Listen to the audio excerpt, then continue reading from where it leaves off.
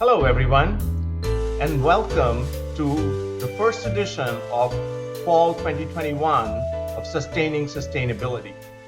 I'm your host, CB Bhattacharya, Professor and Director of the Center for Sustainable Business at the University of Pittsburgh. Today, I'm beyond delighted to say that I'm joined from Sacramento, California, by Paul Shapiro, author of the national bestseller, Clean Meat: How Growing Meat Without Animals Will Revolutionize Dinner and the World, and the CEO of the Better Meat Company, which produces plant proteins that are uniquely formulated to blend effortlessly into meat or can be used to create completely plant-based products. Paul is also a four-time TEDx speaker and the host of the Business for Good podcast. Paul, welcome to the show.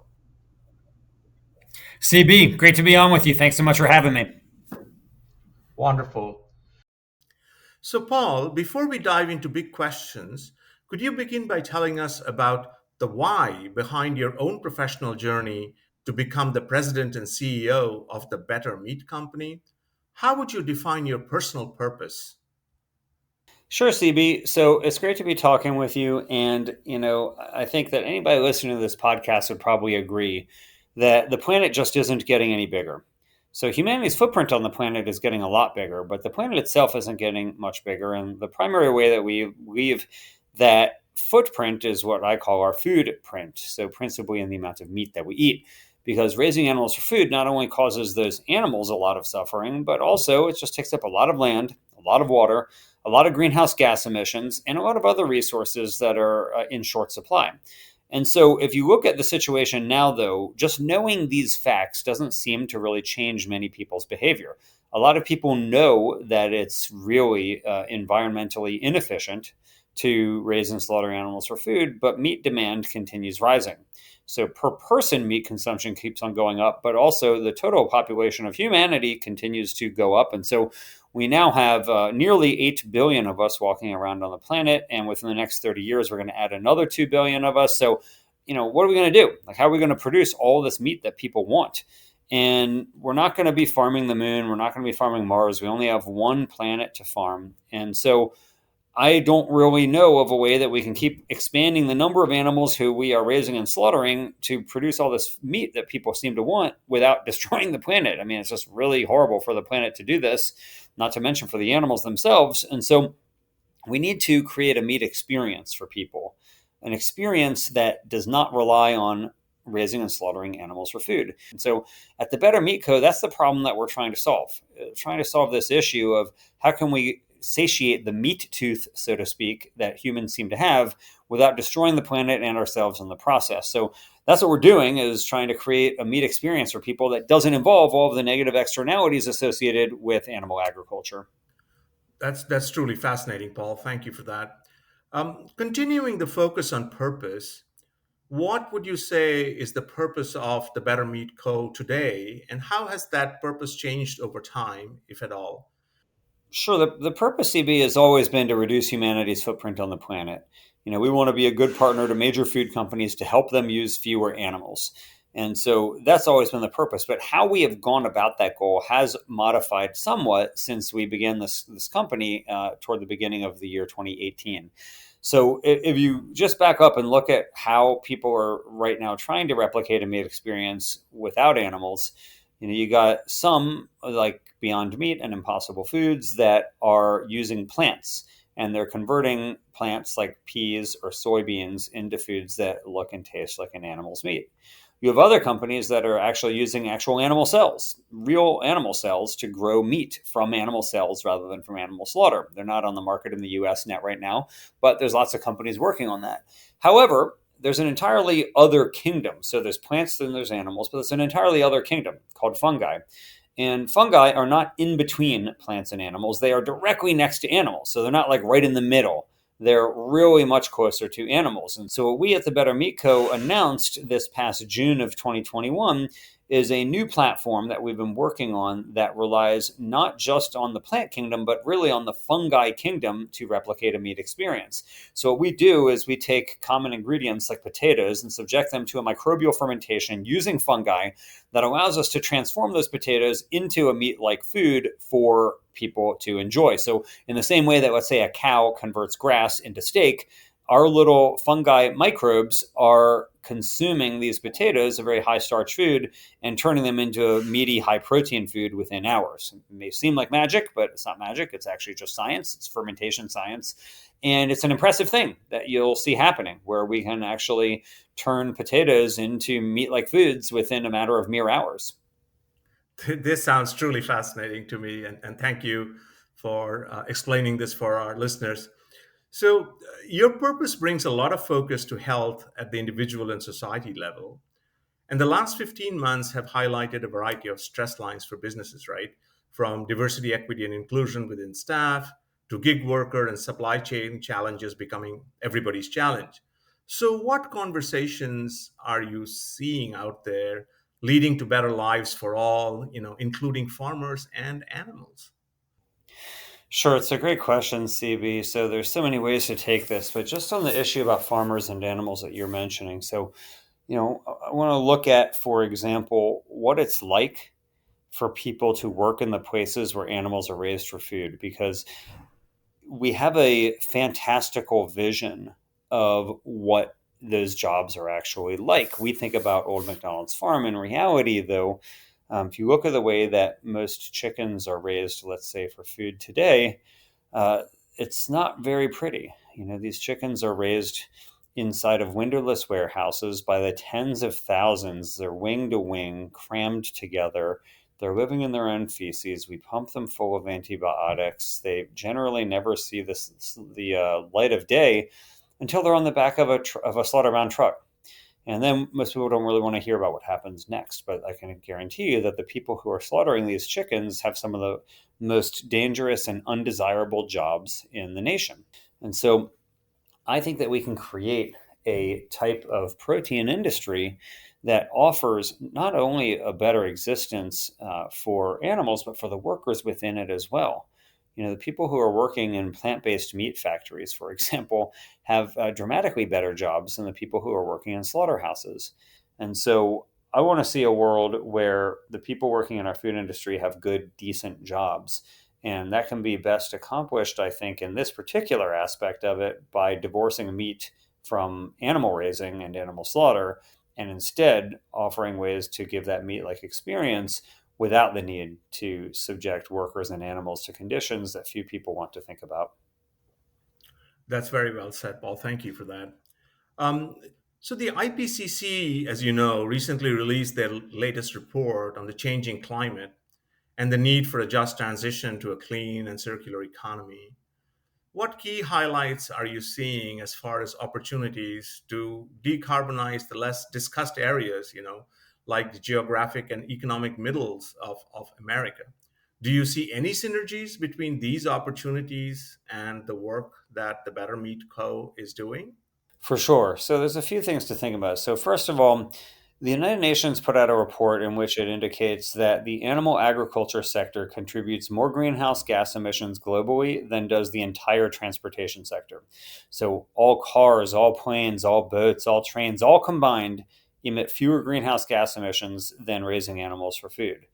Similarly, the UN also more recently put out a report. It's called Preventing the Next Pandemic. And in that report, the UN offers what it says are the most likely reasons we are going to have another new pandemic. Number one on the UN's list of most likely cause of the next pandemic is increasing demand for animal protein. Number two, intensification of agriculture, so confining more and more animals in smaller and smaller spaces. And number three is the bushmeat trade, which is essentially slaughtering wildlife to eat their meat. So the numbers 1, 2, and 3 reasons the United Nations says are most likely going to have, are the most likely causes of the next pandemic, all relate to humanity's desire to eat meat. So what can we do? What can we do to actually reduce the risk of another pandemic and to reduce our own greenhouse gas emissions? Well, what if we could have fermentation facilities that are actually closer to the urban centers where most people live and that are pleasant places to be around. You could go there and watch. And so you can have a local food economy where you don't actually want your protein production too far away from where you are because you're not concerned about being close to it. It's actually quite a nice thing. So I think that you could have these type of facilities set up throughout the nation close to the urban centers where people are and reduce your transportation costs and the environmental costs of transportation as well, and have a system of localized meat production that is better for the communities that they're serving. Yep, indeed. Yeah, so environmental, social, and governance are known popularly as ESG metrics, as you know, are becoming mainstream topics for financiers, regulators, and boards. And we see this in newspapers all the time. Which stakeholder groups beyond these are you seeing kind of discussing ESG metrics and could be potentially the next wave of stakeholders to be using this framework for assessing the sustainability of an organization? Yeah, CB, the rise of ESG in terms of the people who are concerned about it has been really stunning and stark to me. This is something where a decade ago, many people wouldn't have, may not have known what the acronym even stood for, whereas today it's just like, baked into the culture of so many companies and what investors are looking for. I do think that there will be an expansion of this, so not just environmental, but also animal welfare. I think that increasingly people are getting uncomfortable with the fact that we have a food system that is based on tormenting animals. Most people, again, don't want to think about it, but the way that we treat most animals who we raise for food goes far beyond how we would treat the most heinous criminals in our society. And so I think increasingly, when we think about the E in ESG, a lot of people are starting to think not just about things like greenhouse gas emissions, which of course are totally critical to think about, but also what type of suffering that was being inflicted on the animals who were being used for food. Overall, I really believe that you're going to see an expansion of sensitivity to the plight of animals in the food industry and other industries too, not just food, but in animal testing and in the clothing industry and more. So, would it be fair to say that consumers are becoming more aware and that employees as well are raising their voices within organizations that they work, which might propel like a change towards your business model and others who are doing similar things?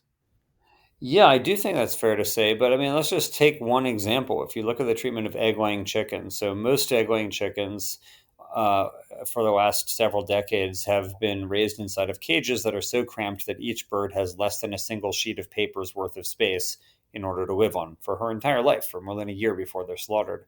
So, it's pretty hard to imagine just how bad that would be. It would be kind of like, if you were in an elevator with 10 other people and you're touching shoulders at all times and you had to live in there for more than a year before you're slaughtered. So that's the life of these birds. Well, most people didn't really think that much about egg laying hens or how they're treated until less than a decade ago, when all of a sudden you had a number of major food companies saying that they didn't want this anymore. And so McDonald's, for example, announced in 2015 that it was going to require all of its egg suppliers to convert to cage free. Of course, you can imagine once McDonald's did it, then Burger King and Wendy's and Costco and numerous other major players in the supermarket and fast food industry did it. Since then, you've seen a number of states implementing policies that mirror the McDonald's policy, which is basically by a certain year, by the year 2025, all of the laying hens in those states will have to be cage free. And so there's a combination here of both corporate sustainability actions that are now leading to public policies that are being driven by voters, who, of course, are also consumers in their personal lives, to raise the bar when it comes to animal treatment. So there is a change that's happening here. It's being driven, yes, by consumers, also by voters, and also by the CSR departments of many of the biggest food players in the world. This is very, very good to hear. Fascinating conversation, Paul, but we are coming to the close of our time. So, what call to action would you make to our listeners? Well, I would suggest the following. So, there's a lot of concern about what we're doing to the planet, which is great. That's the animating concern that really controls my life, so to speak. But I think that we need to recognize that the meat problem is this huge problem that just doesn't get discussed enough. It's very easy for us to point our fingers outward and blame the oil or gas companies for the problems that we face today. However, it's not just oil and gas. It is also the industry that is raising and slaughtering billions and billions of animals. Now, fortunately, many of the companies in this space are forward thinking, and they are making announcements about their own lines of plant-based meat. They're making lines about their investments in alternative meat startups and so on. A lot of the big meat companies are recognizing that they can still sell the same experience of meat without the need to raise and slaughter animals. And so my answer to your question directly, CB, is that for people who really want to make a difference, let's work in the food industry to help the major players reduce their reliance on animals. Because again, raising animals for food is driving deforestation and climate change and so many other problems that we're facing from a sustainability perspective.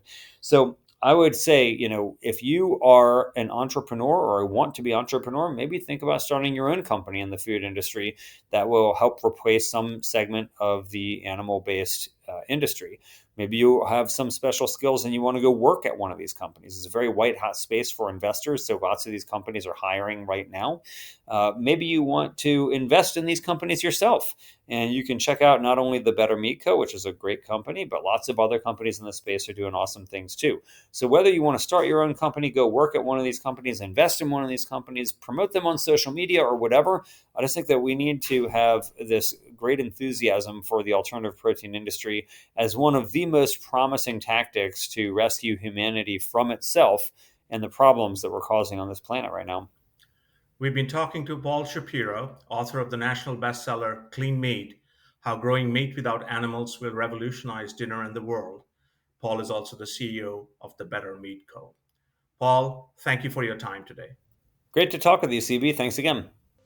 Thank you. And before I sign off, I do want to say that this podcast is made possible with the help of my colleagues Chris Gassman, who is Associate Director at the Center for Sustainable Business, and Danny Nye, who's Center Associate at the Center for Sustainable Business. I'm your host, CB Bhattacharya, and I'll be back in a couple of weeks with another edition of Sustaining Sustainability.